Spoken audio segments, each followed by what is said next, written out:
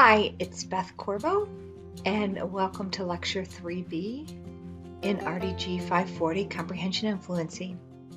In this lecture, I am going to address this week's readings, along with the connections between comprehension and knowledge. Let's get started. This week, you'll watch a short video, about 3 minutes long, and it explains how the researchers, Rake and Leslie, found that reading ability had limited impact on how well kids understood what they read. In measuring their comprehension, the researchers found that those who were weaker readers did as well as strong readers if they had knowledge of baseball. The experiment was simple. Donna Rake and Lauren Leslie created an 18 by 20 inch replica of a baseball field, furnished with 4-inch wooden figures. Over several days, they invited 64 students to enter the room one by one. Each student read the same story, narrating half an inning of a made-up baseball game, and were asked to use the model to reenact the action. Rake and Leslie found that reading ability had little impact on how well kids showed understanding of what they read by their reenactment. But knowledge of baseball did.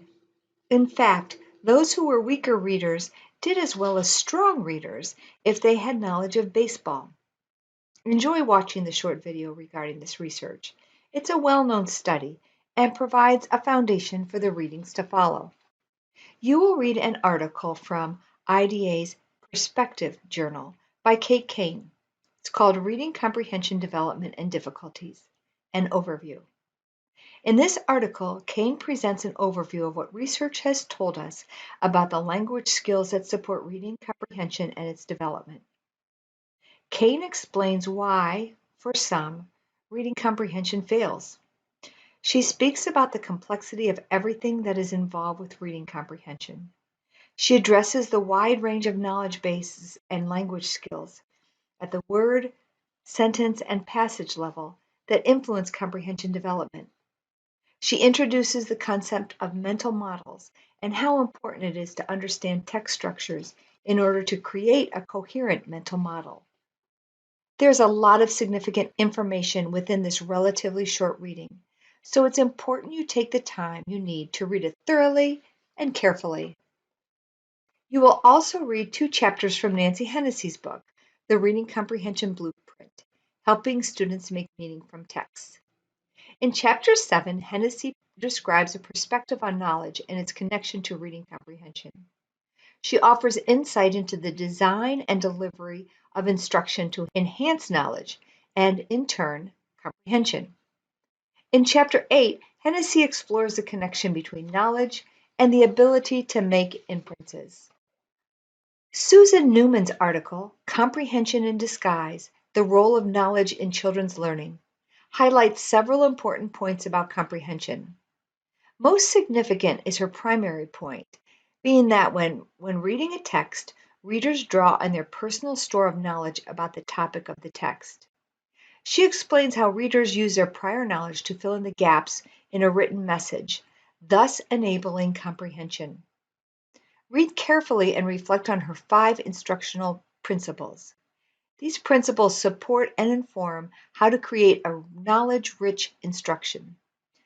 This week you will be asked to summarize these 5 principles.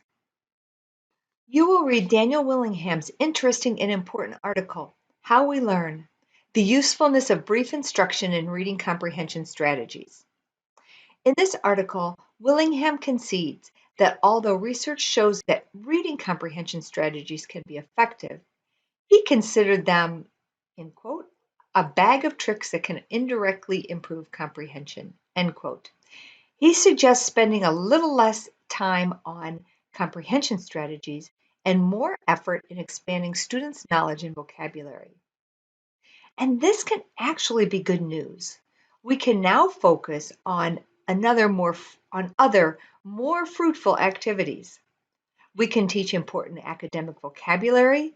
We can spend time with deep content exploration. We can teach text structure and a variety of genres.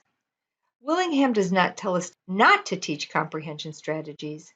He just informs us that strategy instruction may have an upper limit and going beyond this is not a good use of our instructional time. There is no upper limit, however, to building background knowledge. The more students know, the broader range of texts they can comprehend. The resources I just talked about highlight the importance of building knowledge to increase comprehension. As you read, prepare your initial post for this week's discussion board. The articles just discussed, while recognizing the importance of comprehension strategy instruction, provide evidence about the importance of teaching content knowledge. Willingham suggests spending less time on vocabulary strategies and more effort in expanding students' knowledge and vocabulary. How might this look in your classroom or in your teaching situation? The question to guide your discussion this week asks you to identify 3 important ideas you gleaned from the readings and discuss how these might affect your instruction.